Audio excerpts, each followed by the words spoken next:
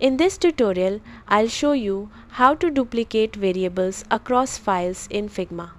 Start by opening the Figma file that contains the variables you want to copy. Open the Variables panel to view your existing variable collections. If needed, organize the variables you want to transfer into a dedicated collection. This makes them easier to export and manage. Next, open the Variables Pro plugin in Figma. Inside the plugin, select the Export option and choose Collection.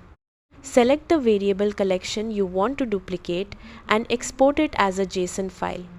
Save the JSON file to your computer. Now open the Figma file where you want to add those variables. Launch the Variables Pro plugin again and choose the Import option.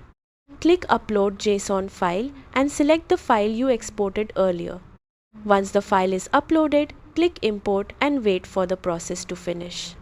The variables will be added to your new Figma file, allowing you to reuse the same colors, spacing, typography, and other design tokens across projects. And that's it. You've successfully duplicated variables across Figma files. Thanks for watching, and I'll see you in the next tutorial.